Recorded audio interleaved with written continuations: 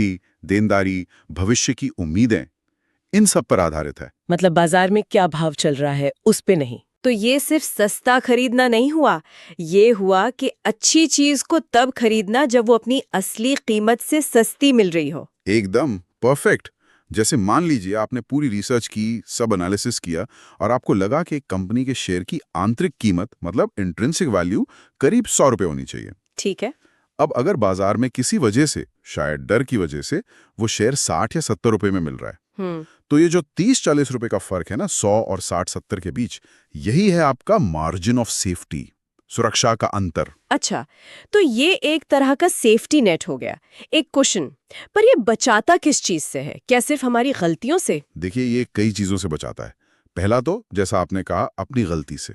हो सकता है हमने इंट्रिंसिक वैल्यू निकालने में थोड़ी चूक कर दी हो, आखिर भविष्य कौन जानता है 100%। सही बात है। दूसरा, ये आपको बचाता है उन अनजानी चीजों से जो बिजनेस या इकोनॉमी पर असर डाल सकती हैं। कोई नया कंपटीशन आ गया, कोई नियम बदल गया, कोई आर्थिक मंदी आ गई। अप्रत्याशित घटनाएं। हाँ, और तीसरा, ये आपको बाजार की बेवकूफी से भी बचाता है, क्योंकि बाजार कभी-कभी बिना किसी ठोस वजह के भी गिर जाता है। अच्छा। तो ये मार्जिन सिर्फ कोई गणित का फॉर्मूला नहीं है, ये निवेश में एक तरह की विनम्रता है। ये मानना कि हम सब कुछ नहीं जानते, कुछ भी हो सकता है, इसलिए हमें एक बफर चाहिए। ये वॉरेन बफेट के उन 2 नियमों की याद दिलाता है। नियम नंबर 1, कभी पैसा मत गवाओ। हाँ, नियम नंबर 2, नियम नंबर 1 कभी मत भूलो। बिल्कुल।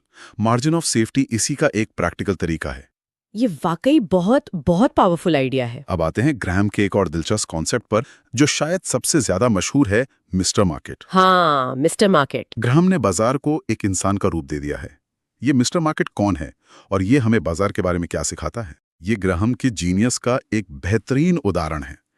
इतनी कॉम्प्लेक्स चीज को इतने सरल तरीके से समझाया। वो कहते हैं, कल्पना करो कि आपका एक बिजनेस पार्टनर है, नाम है मिस्टर मार्केट। ठीक है।